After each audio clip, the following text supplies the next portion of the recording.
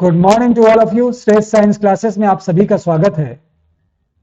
Second term crash course के अंतर्गत class 8 का जो चैप्टर चल रहा था फोर्स एंड प्रेशर, उसी में अब जो आज का चर्चा का विषय है, टॉपिक जो हम लोग स्टडी करने जा रहे हैं, डिस्कस करने जा रहे हैं, वो है एटमॉस्फेरिक प्रेशर। देखिए, एटमॉस्फेरिक प्रेशर होता क्या है एक्चुअली में। जो भी हमारे आसपास एयर है, द एयर अराउंड अस, ठीक, उसका कोई ना कोई वेट होगा, और वेट है तो वो ग्राउंड को प्रेस करेगी, है ना। ये जो एयर का वेट है, उसी वेट से वो ग्राउंड को, या उस जिसके ऊपर भी एयर भरी हुई है, एवरीथिंग जिसके ऊपर है वो एयर, वो क्या करेगी, प्रेस करेगी। ठीक, द एयर, जो भी एयर है उसका क्या होगा, वेट होगा। एयर का क्या है, वेट है। और वेट है तो क्या, अगर किसी के ऊपर कोई वेट रख दिया जाता है तो वो उसको दबा रहा है ना। तो क्या हुआ, वेट की वजह से वो सभी ऑब्जेक्ट को, वो चाहे जिसके भी ऊपर ये एयर है उसको क्या करेगी, वो प्रेस करेगी। Press, press it. यही जो भी उसको टच कर रहा है, प्रेस इट। और प्रेस एवरी ऑब्जेक्ट, इट का मतलब एवरी ऑब्जेक्ट, एवरी ऑब्जेक्ट या एवरीथिंग इट टचेस। जिसको भी वो टच कर रही है, कौन, एयर, तो उसको क्या करेगी, अपने वेट के बराबर प्रेस कर देगी। ठीक है, वेट के बराबर फोर्स लगाएगी उसमें। और ऑब्जेक्ट का कोई ना कोई एरिया होगा, उसी एरिया के ऊपर तो गैस, वो एयर है ना, तो उसी एरिया में फोर्स, मतलब वेट, जो के वेट के बराबर फोर्स लगाएगी, तो उसी को क्या बोलेंगे, हाँ, atmospheric pressure. Atmospheric pressure is the pressure of air around us. ये हमारे आसपास जो एयर फील्ड है, चारों तरफ जो एयर है, उसी का जो प्रेशर है, उसी को हम क्या बोलते हैं, एटमॉस्फेरिक प्रेशर बोलते हैं। Atmospheric pressure is due to the weight of air. सीधा सीधा लिखा हुआ है, किसकी वजह से, वेट ऑफ द एयर। क्यों भैया ऐसा क्यों होगा, क्यों प्रेशर लगाएगी वो नीचे की तरफ, क्योंकि अर्थ उस सभी ऑब्जेक्ट को अपनी तरफ खींच रही है, ड्यू टू ग्रेविटी। ग्रेविटी है ना, ग्रेविटी की वजह से ही ये प्रेशर नीचे की तरफ लगेगा, वेट का। भाई, फोर्स लग रहा है जो कि वेट के बराबर है, ठीक है, जो कि वेट के बराबर है। और वेट क्या होता है, फोर्स क्या होता है, m इंटू ए। वेट क्या होता है, m इंटू जी। और g क्या है, acceleration due to gravity. Acceleration due to gravity, acceleration due to gravity, earth की ग्रेविटी। ठीक है, तो अपने फोर्स के बराबर या अपने वेट के बराबर वो क्या करेगी, अर्थ सरफेस को प्रेस करेगी। ओके, इसी को हम क्या बोलेंगे, एटमॉस्फेरिक प्रेशर, या इसी को बोला जाता है एयर प्रेशर। एयर प्रेशर, तो एयर प्रेशर लिखा हो चाहे एटमॉस्फेरिक प्रेशर लिखा हो, इसका मतलब वही सेम है। Okay, the meaning is same. किसकी वजह से, वेट ऑफ एयर की वजह से प्रेशर है। It is due to the weight of air. Okay, measure किससे करेंगे, तो measured by, measured by a device, known as क्या बोलेंगे उस डिवाइस को? बैरोमीटर। बैरोमीटर, ठीक है। बैरोमीटर एक डिवाइस है, इंस्ट्रूमेंट है, जिसकी मदद से हम क्या करेंगे? एटमॉस्फेरिक प्रेशर को मेजर करेंगे। ओके। बैरोमीटर में होता क्या है? ग्लास की ट्यूब है, उसमें मरकरी भरा हुआ है, और जिस हिसाब से एयर का प्रेशर होगा उसी हिसाब से मरकरी उस ग्लास ट्यूब में राइज अप करेगी। तो जो भी उसका लेवल ऑफ राइज का है मरकरी का, वही एटमॉस्फेरिक प्रेशर होगा वहां का। ओके। तो मेट्रोलॉजिस्ट जो भी होते हैं वो इसी का इस्तेमाल करते हैं, बैरोमीटर वगैरह का, और वो यही लेवल ऑफ द मरकरी जो राइज हो रहा है उसको देखते हैं। ठीक है। मेट्रोलॉजिस्ट कौन है? वही वेदर डिपार्टमेंट के लोग जो कि रिपोर्ट्स वगैरह लेते हैं, उनको मेट्रोलॉजिस्ट कहा जाता है। ओके। नेक्स्ट, एटमॉस्फेरिक प्रेशर या एटमॉस्फियर क्या है एक्चुअली में? एटमॉस्फियर,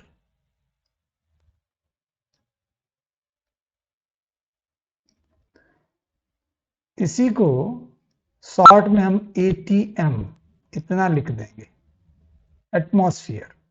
एक्चुअली में ये यूनिट है, यूनिट टू मेजर। यूनिट किसके लिए है? To measure. एटमॉस्फियर एक यूनिट है, किसकी है यूनिट? मेजर करने के लिए यूनिट है, unit of measurement, unit of measurement, measurement, measure करने के लिए यूनिट है। ओके। क्या मेजर करेगा बताइए?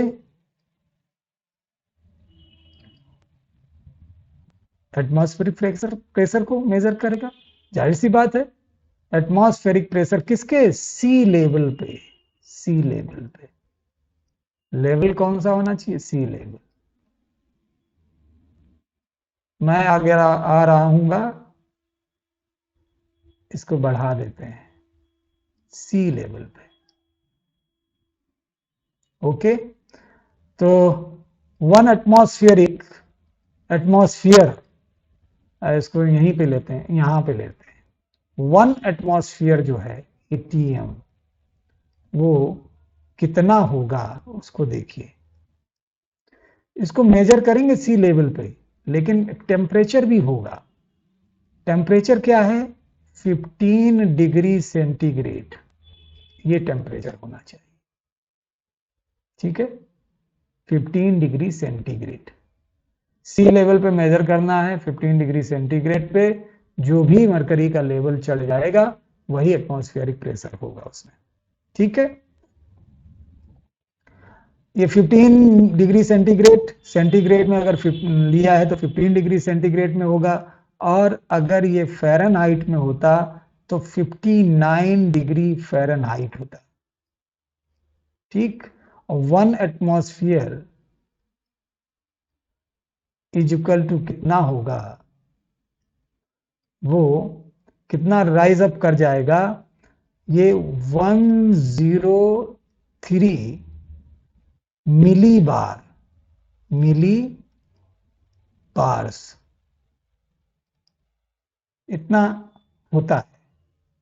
1 एटमॉस्फेयर इज इक्वल टू 1013 मिली बार, और यही इक्वल टू होगा 760 मिलीमीटर के, मिलीमीटर। ठीक है। इतना अगर राइज अप कर दिया यानी कि 1 एटमॉस्फेरिक प्रेशर बढ़ गया। ओके। 1 एटमॉस्फेरिक प्रेशर है। तो इसको थोड़ा सा आप ध्यान में रखिएगा। ये कुछ पॉइंट्स ऐसे हैं जो कि कंपैरेटिव वेरी पर्पस इंपॉर्टेंट हैं। मिलीमीटर ऑफ मरकरी,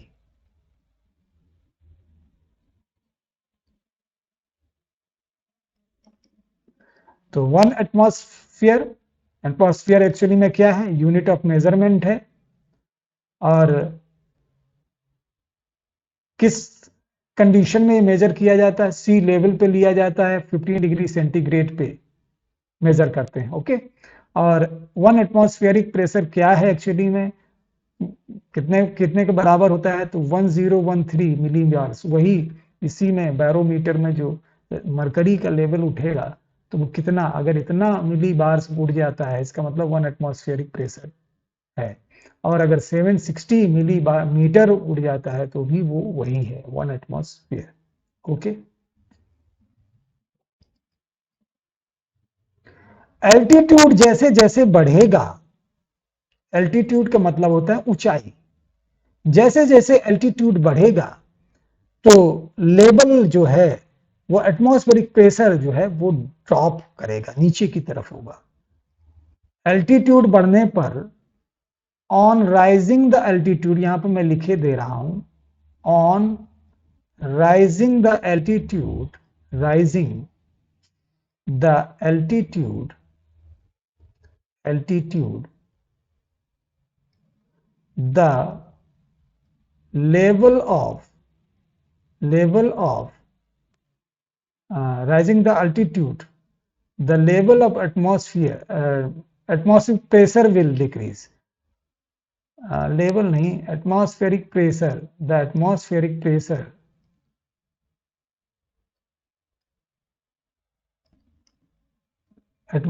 pressure जो है वो एटमॉस्फेरिक प्रेशर, इसको थोड़ा इधर से, एटमॉस्फेरिक प्रेशर will decrease, ये डिक्रीज कर जाएगा। एटमॉस्फेरिक प्रेशर लेवल, अगर एल्टीट्यूड बढ़ेगा, हम नीचे से, ये सतह है, सरफेस है, अगर नीचे से हम ऊपर की तरफ जाएंगे तो एटमॉस्फेरिक प्रेशर जो है वो डिक्रीज कर जाएगा, डिक्रीज करने लगेगा। इसीलिए जो पर्वतारोही होते हैं, माउंटेन क्लाइंबर्स, वो अपने साथ ये, उनके सामने समस्या आती है एटमॉस्फेरिक प्रेशर का डिक्रीज होने की वजह से। ऑक्सीजन, क्योंकि एटमॉस्फेरिक प्रेशर, पहली बात तो एटमॉस्फेरिक प्रेशर यहाँ पे डिक्रीज कर रहा है, ठीक है, ऑन द राइजिंग एल्टीट्यूड। दूसरी बात ये कि जैसे जैसे हम ऊपर जाएंगे तो एयर में ऑक्सीजन का जो कंसंट्रेशन है वो भी कम हो जाएगा, वो भी ड्रॉप कर जाएगा नीचे। तो oxygen level of the air will also drop, इसलिए वो ऑक्सीजन बोटल्स या ऑक्सीजन के सिलेंडर्स अपने साथ लेके जाते हैं। दूसरी बात कि ये जो एटमॉस्फेरिक ड्रॉप हो रहा है ऑक्सीजन के लिए तो कोई बात नहीं, आप लेके चले गए, आप ऑक्सीजन ले रहे हैं, लेकिन चूंकि ये एटमॉस्फेरिक प्रेशर भी डिक्रीज कर रहा है, इसलिए ये पर्वतारोही जो होते हैं, ये ऐसा नहीं कि एकदम तुरंत चले ही जा रहे हैं, टाइम गैप के साथ चलते हैं, ताकि उनका जो बॉडी है वो उस एटमॉस्फेरिक प्रेशर को साइमल्टेनियसली एडजस्ट करते हुए आगे बढ़े, ठीक है, उसको कोई दिक्कत ना हो। अगर ये एटमॉस्फेरिक प्रेशर मेंटेन नहीं करेंगे तो इनके साथ दिक्कत आ सकती है, उसको बोलते हैं कंप्रेसिबिलिटी सिकनेस, कंप्रेसिबिलिटी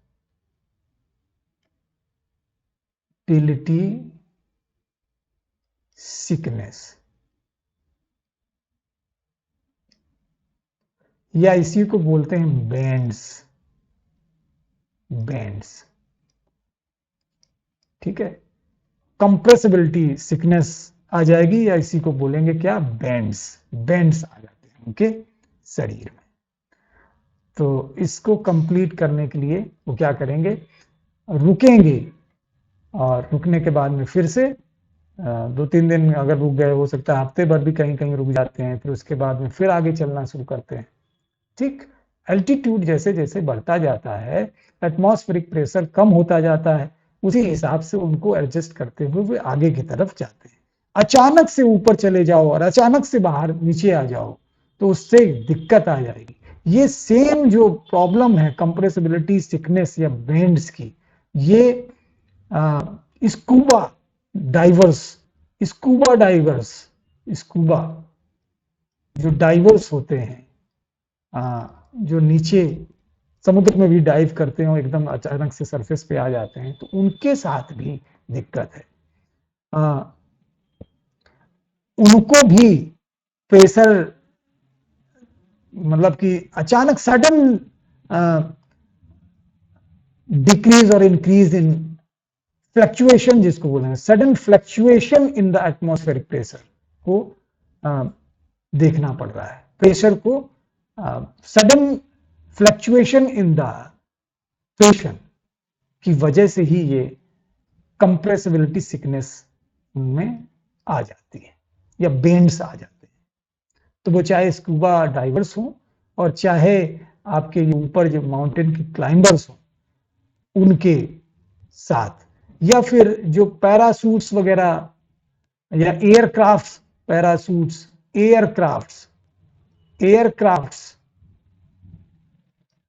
एयरक्राफ्ट्स में क्या होता है कि यहां पे pressure artificial atmospheric pressure maintain किया जाता है। आर्टिफिशियल एटमॉस्फेरिक प्रेशर मेंटेन किया जाता है ताकि जो पैसेंजर्स हैं उनको दिक्कत ना हो, क्योंकि एयरक्राफ्ट बहुत तेज एल्टीट्यूड पे चले जाते हैं और फिर नीचे भी आते हैं। तो एयरक्राफ्ट में आर्टिफिशियल एटमॉस्फेरिक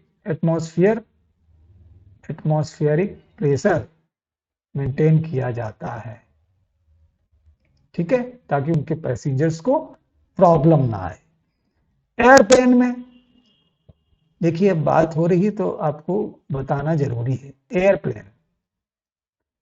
एयरप्लेन में जब भी एयरप्लेन, जो एरोप्लेन जिसको बोलते हैं उसको एयरप्लेन भी कह सकते हैं। एरोप्लेन जब भी अप करता है, यानी कि जब भी ये ऊपर की तरफ बढ़ रहा होता है, ठीक, तब एल्टीट्यूड बढ़ रहा है ना, उसका ऊंचाई बढ़ रही है, तो एयर प्रेशर क्या है, डिक्रीज करेगा। ग्रेजुअली वो डिक्रीज करने लगता है, और क्योंकि स्पीड के साथ ऊपर जा रहा है तो बहुत सडन डिक्रीज हो जाएगा। तो सडन डिक्रीज हो रहा है, आप बैठे हुए हैं, आपके कानों के अंदर जो एयर भरी हुई है उसका प्रेशर अलग है, और जो एल्टीट्यूड में ऊपर की तरफ आप चलते जा रहे हो उसका प्रेशर अलग है। तो वहां पे प्रेशर डिफरेंस हो गया। जो ऊपर की तरफ जब जा रहे हो तो एयर का जो प्रेशर है आउटसाइड ऑफ द ईयर वो डिक्रीज कर गया है। इनसाइड द एयर जो ईयर के भरा हुआ है, भरी हुई है, उसका प्रेशर दूसरा है।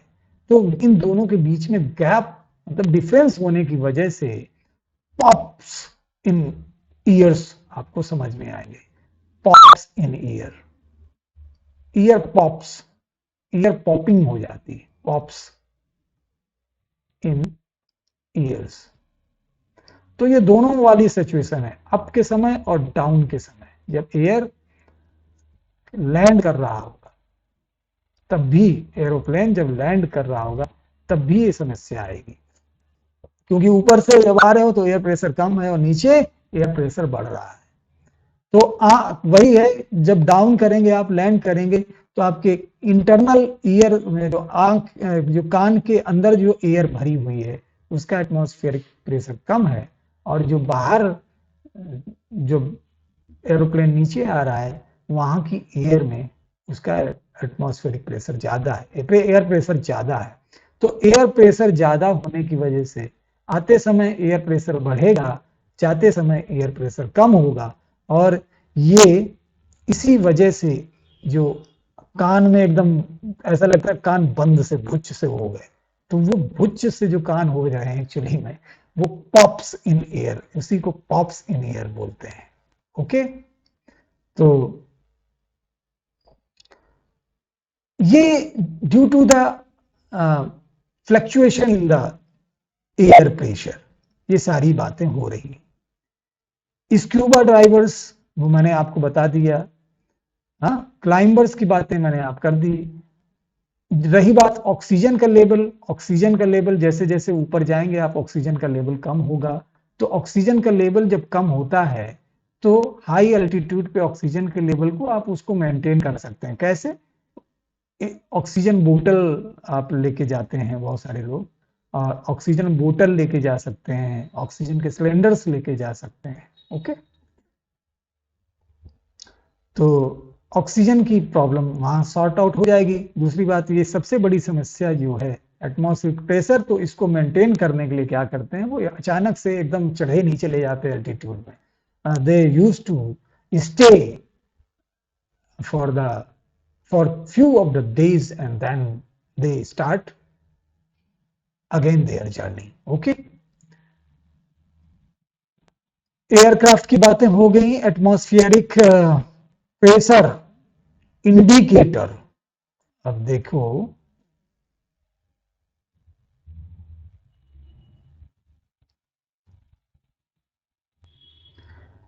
एटमॉस्फेरिक प्रेशर जो है, हम इस तरफ लिख रहे हैं, मैं पेन चेंज कर लेता हूं कलर। एटमॉस्फेरिक प्रेशर जो है ये वेदर का भी इंडिकेटर है। It is the indicator of weather. Weather कैसे?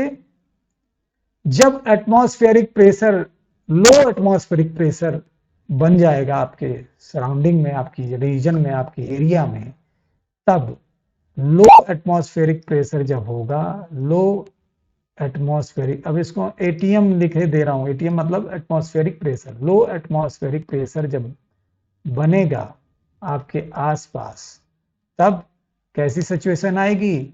तब आएगी सिचुएशन बारिश वाली, क्लाउडी। बादल चारों तरफ होंगे, क्लाउडी। और क्लाउडी जब होगा तभी प्रेसिपिटेशन होगा। प्रेसिपिटेशन का मतलब ही होता है बारिश। प्रेसिपिटेशन कुछ ऊपर से गिरना, तो क्या गिरेगा? बारिश गिरेगी। प्रेसिपिटेशन यानी कि रैन वाली समस्या, रैन होगी। तो क्लाउडी होगा मौसम और रैनी होगा। हाई प्रेशर जब बनेगा, हाई प्रेशर जब होगा तो एटमॉस्फेयर कैसा होगा? फेयर होगा, एकदम खुला आसमान। फेयर, काल्म एकदम ठहरा हुआ, ज्यादा न तेज हवाएं चल रही होंगी ना कुछ, एकदम धीरे धीरे हवा, एकदम शांत। काल्म का मतलब शांत। ठीक है, फेयर और शांत, काल्म वेदर कंडीशन होगी जब हाई प्रेशर होगा आसपास, और जब लो प्रेशर बनेगा हमारे आसपास तो क्लाउडी और प्रेसिपिटेशन होगा। Okay, cloudy and precipitation. और विंडी भी होगा, विंड भी होगा, विंडी बोल दो इसको, विंडी भी होगा। तेज हवाएं चलेंगी, क्लाउडी होगा, प्रेसिपिटेशन होगा। लो एटमॉस्फेरिक प्रेशर जब बिल्ड होगा ऊपर, high pressure, fair and calm. तो ये सारी चीजें आपको ध्यान में रखना है। देखिए, एटमॉस्फेरिक प्रेशर आपके सिलेबस में आया और मैं ये सारी बातें आपको ना बताता और आगे बढ़ जाता। जनरली ये क्या है, लोग ये सोचते हैं इनको क्या बताएं, तो अब बताता नहीं, आगे बढ़ जाता। आपको सिर्फ ये बोलता कि ये एटमॉस्फेरिक प्रेशर है, 5 मिनट का डिस्कशन होता और काम खत्म। तो उससे काम नहीं बनता है। किसी टॉपिक को करने से पहले हमें यह डिसाइड करना है कि हमको क्या बताना है या हमको क्या पढ़ना है। दूसरी बात ये कि जिस टॉपिक को हम आज पढ़ रहे हैं या तैयार कर रहे हैं, उस टॉपिक से रिलेटेड जो भी क्वेश्चंस बनते हैं, जो भी क्वेश्चन बन सकते हैं, वो हमसे छूटने नहीं चाहिए। अगर हमने कोई टॉपिक पढ़ी और क्वेश्चन फिर भी छूट रहा है, इसका मतलब हमारे पढ़ने में अभी कमी है, उस कमी को सॉर्ट आउट करना है। ठीक है, अभी हमारे पास पर्याप्त समय है, हम पर्याप्त समय है तो फिर हम अपने आप को प्रिपेयर कर रहे हैं ना भाई, we are preparing our self, हम रिवाइज नहीं कर रहे हैं चीजों को, हमें कोई हड़बड़ी नहीं है, हमें कोई जल्दीबाजी नहीं है। तो जब हम अपने आप को प्रिपेयर कर रहे हैं तो we will prepare as well, हम अपने आप को अच्छे तरीके से प्रिपेयर करेंगे ताकि कुछ भी छूटने ना पाए, वो चाहे कंपिटेटिव वर्ल्ड का क्वेश्चन हो, चाहे आपके इस सिलेबस से रिलेटेड क्वेश्चन हो, आपके स्टैंडर्ड और आपके स्टैंडर्ड से थोड़ा ऊपर उठ के जो भी क्वेश्चंस बन रहे हैं, जो भी कंपटीशंस हैं, वो आपसे छूटने नहीं चाहिए, उस लेवल के क्वेश्चंस। ठीक है, तब तो ठीक है, हमारी पढ़ाई सार्थक है, और वरना ऊपर ऊपर पढ़ने से कुछ नहीं होने वाला। ओके, तो ये सारी बातें थी जो कि हमें एटमॉस्फेरिक प्रेशर में कुछ एक्स्ट्रा, जो कि हाई प्रेशर बनेगा तो क्या होगा, लो प्रेशर बनेगा तो क्या, वेदर के पॉइंट ऑफ व्यू से अगर लो प्रेशर मेंटेन हो रहा है हमारे आसपास, हमारे रीजन में, तो कैसा मौसम हो जाएगा, that will be cloudy, windy and precipitation, rain बनेगी। और अगर हाई प्रेशर बन रहा है तो कैसा, काल्म वेदर होगा, काल्म, एकदम शांत, फेर खुला होगा आसमान। ठीक, ओके, अभी तक हमने क्या सीखा, हमने सीखा जो प्रेशर एयर का पड़ रहा है हमारे ऊपर या हर वस्तु के ऊपर या इस अर्थ की सरफेस के ऊपर, एयर का जो प्रेशर पड़ रहा है, एयर का जो प्रेशर पड़ रहा है due to its weight, weight of the air, वही एटमॉस्फेरिक प्रेशर है।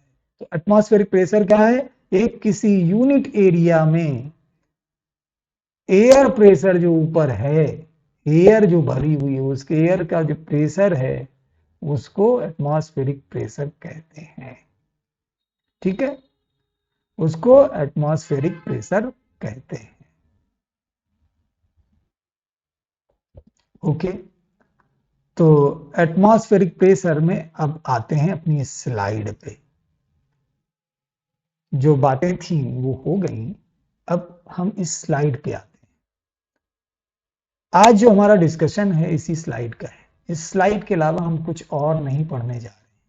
तो यहां पे क्या है, the weight of an air column of the height of the atmosphere, जितने में भी ऊपर हवा है, ये गैसेस हैं, ठीक है, वहां तक का एयर कॉलम है ये, वहां तक का एयर, जहां तक एयर भरी हुई है, सपोज दैट ये अर्थ का सरफेस है, इस सरफेस से ऊपर जहां तक भी एयर है, ठीक है, उसमें 10 सेंटीमीटर ये, 10 सेंटीमीटर ये, मतलब 10 सेंटीमीटर की यूनिट एरिया है, 10 सेंटीमीटर स्क्वायर की एरिया है।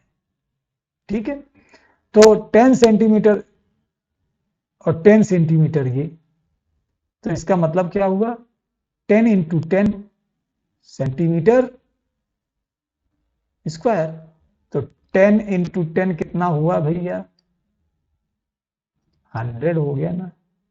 ओके, सेंटीमीटर स्क्वायर, इतनी एरिया की बात कर रहे हैं। ओके, आते हैं आगे,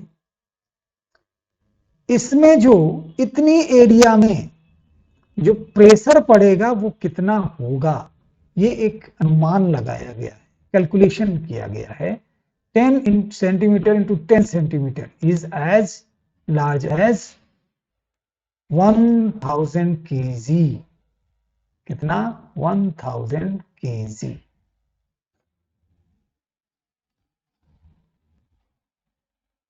ओके, 1000 kg।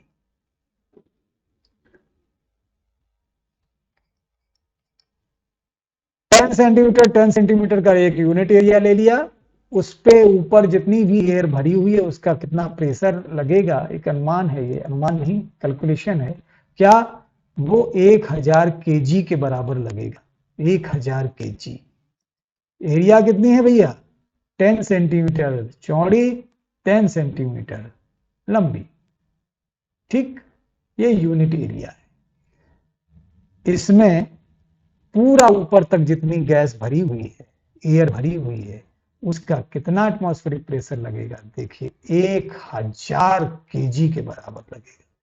और ये बहुत ज्यादा है, बहुत ज्यादा नहीं, बहुत ज्यादा। ठीक है, it is very much in quantity. अब इसी की वजह से देख लो, जब 10 सेंटीमीटर एरिया इतनी एरिया में लगने वाला जो फोर्स है वो इतना है, या प्रेशर जो है वो इतना है, फोर्स ही है, केजी है ना, तो फोर्स ही है जो इतना है। ठीक, तो अब अगर शक्कर ये जो होता है, जो बच्चे मिल्क फीड करने के लिए शक्कर का इस्तेमाल करते हैं, बोतलों में लगाया जाता है, फिर वो उसमें बोतल में पानी भर देते हैं, और पानी नहीं, मिल्क भरते हैं एक्चुअली में। हाँ, छोटे बच्चे जो पानी अगर पीना चाहें तो उनको पानी भी वैसे ही पिलाया जाएगा। तो क्या है कि मिल्क उस बोतल में भरा जाएगा, उस बोतल के ऊपर वो जो रबड़ की, प्लास्टिक कुछ भी कह लो, उसकी जो वो शक्कर लगाया गया है, उसी को कहते हैं रबर शक्कर। ये रबर शक्कर है। अगर इस रबर शक्कर को आप यहां ग्राउंड में रख दें और उसके अंदर की एयर को आप हटा दें, मतलब वैक्यूम कर दें, उसमें एयर निकाल दें, और फिर उसके बाद में आप इस रबर शक्कर को उठाना चाहें तो बिल्कुल नहीं उठा सकते, क्योंकि एयर तो अब अंदर है नहीं। अब कौन सी एयर प्रेस कर रही है उसको? ऊपर की एयर प्रेस कर रही है, ऊपर की एयर प्रेस कर रही है। तो ये एटमॉस्फेरिक प्रेशर की वजह से ये शक्कर जो है अब उठ नहीं सकता। क्यों? क्योंकि इसमें प्रेशर, एयर जो ऊपर भरी हुई है उसी का वजन लग रहा है, वेट लग रहा है। Due to this atmospheric pressure you can not, आप इसको हटा नहीं सकते। बहुत ज्यादा आप खींचने की कोशिश करेंगे तो ये फट जाएगा, लेकिन आप इसको उठा नहीं पाएंगे। ओके, उसी तरीके से एक एग्जाम्पल है यहाँ पे, जो कि आपकी एनसीईआरटी, ये सब कुछ जो कुछ भी है सब एनसीईआरटी का है। बस जो मैं और कुछ उल्टा सीधा, मतलब उल्टा सीधा नहीं, जो मैं और एक्स्ट्रा बता देता हूं वो कुछ एनसीईआरटी की बातें नहीं होंगी, वो आपके for the benefit very purpose. लेकिन बाकी सारी बातें क्या है, एनसीईआरटी की हैं। ओके, तो कई हॉर्स हैं इस तरफ और कई हॉर्स हैं उस तरफ। एक ये गोला है, स्फीयर। एक्चुअली में ये क्लोज्ड स्फीयर नहीं है, एक सिंगल स्फीयर नहीं है, ऐसा स्फीयर नहीं है, एकदम बंद सा नहीं है क्या? ये हेमिस्फीयर थे, दो हेमिस्फीयर थे, एक ऐसा और इसी तरीके से एक दूसरा ऐसा। दो हेमिस्फीयर थे, इन दोनों हेमिस्फीयर को कुछ नहीं, इनके बीच की एयर को हटा दिया गया, इन दोनों को जोड़ा गया आपस में, ऐसे बाकी किसी इंस्ट्रूमेंट का, किसी डिवाइस का, किसी पेस्ट का, किसी फेविक्विक का, किसी भी प्रकार की किसी भी तरीके की कोई भी सब्सटेंस को नहीं लगाया गया है इनको चिपकाने के लिए। हो क्या रहा है कि आपस में एक दूसरे को सटा दिया गया, और एयर पंप के थ्रू, एयर शक्कर के थ्रू क्या किया गया, इसकी एयर को सक कर लिया गया है, और इसके अंदर अब एयर नहीं है, इन दोनों को जोड़ दिया गया है। सपोज दैट कि एक हेमिस्फीयर ये था, दूसरा हेमिस्फीयर ये था, इन दोनों हेमिस्फीयर को जोड़ दिया गया, इनके एयर को सक कर लिया गया है। इसका मतलब यहां अंदर क्या है, वैक्यूम वाली कंडीशन है, वैक्यूम वाली कंडीशन है। और अब इसके इस एंड में 8-10 घोड़े लगा दिए गए, और इसके इस एंड को भी ऐसे ही जोड़ दिया गया और 8-10 घोड़े लगा दिए गए। तो इन दोनों तरफ के घोड़ों से खिंचवाया गया इसको, और ये खिंचा नहीं, यानी कि ये सेपरेट नहीं हुआ। क्यों नहीं हुआ? क्योंकि इस गोले के ऊपर अब एक प्रेशर लग रहा है चारों तरफ से, जो कि एटमॉस्फेरिक प्रेशर है। बाहर की एयर का प्रेशर है, अंदर की एयर। अगर ये कमजोर गोला होता तो पिचक जाता, टूट जाता, लेकिन ये क्योंकि बहुत ही स्ट्रांग मटेरियल का बना हुआ है, इसलिए ये पिचका नहीं, ऐसा जुड़ गया कि अब ये हटेगा नहीं। ओके, समझ में आ रही है बात? क्यों? क्योंकि ये जो बाहर की एयर है उसका एटमॉस्फेरिक प्रेशर की वजह से, it is due to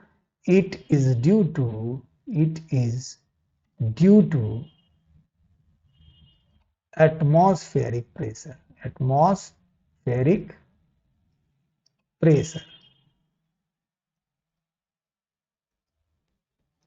atmospheric pressure की वजह से ये हटेगा नहीं। ओके,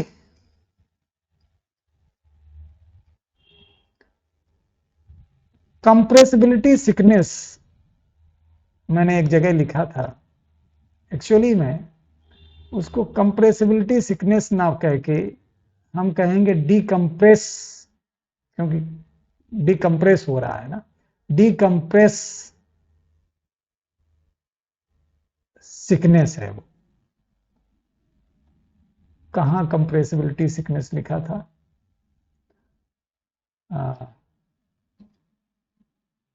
आई थिंक उस तरफ रह गया होगा, देख लेते हैं।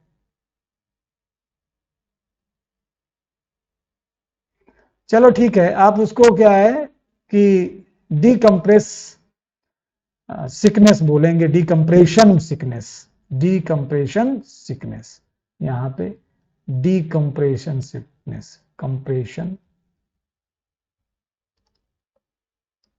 सिकनेस, इसी को क्या बोलते हैं? बेंड्स बोलते हैं, बेंड्स, डीकंप्रेशन सिकनेस। क्यों हुआ? क्योंकि एटमॉस्फेरिक प्रेशर चेंज हुआ है, सडन एटमॉस्फेरिक प्रेशर चेंज। किनमें होता है? क्लाइंबर्स में होता है, और किनमें? जो स्क्यूबा डाइवर्स हैं उनमें ये समस्या आती है, या फिर कोई भी जल्दी से हाई एल्टीट्यूड में चला जाए और फिर से नीचे आ जाए। एटमॉस्फेरिक प्रेशर फ्लक्चुएशन, अगर कोई बहुत सडन एटमॉस्फेरिक प्रेशर से फ्लक्चुएशन कोई सफर कर रहा है, तो उसको ये डिकम्प्रेशन सिकनेस हो सकती है, उसी को बेंड्स कहते हैं। इन चीजों से बचने के लिए जो माउंटेन क्लाइंबर्स हैं वो क्या करेंगे, एक थोड़े एल्टीट्यूड के पे जाने के बाद में they will use to take the rest for few days, they will stay there for few days and then they will again start their journey. Okay, तो आज के लिए इतना काफी है, और इसी के साथ आपका ये जो चैप्टर है फोर्स एंड प्रेशर का वो समाप्त होता है। आपके सिलेबस के अनुसार सारी चीजें आपको बता दी गई हैं। अब जो होगा वो इसकी जो एक्सरसाइज है, एनसीईआरटी की जो एक्सरसाइज हैं और जो कुछ इंपॉर्टेंट क्वेश्चंस हैं वो हम लोग डिस्कस कर लेंगे, और उसके बाद हम लोग नए चैप्टर की तरफ जाएंगे। ओके, तो श्रेष्ठ साइंस क्लासेस से जुड़े रहने के लिए आप सभी का धन्यवाद। आप सभी का दिन मंगलमय हो। करना क्या है, चैनल को सब्सक्राइब करना है, वीडियो को लाइक करना है और ज्यादा से ज्यादा शेयर करना है। ओके, धन्यवाद।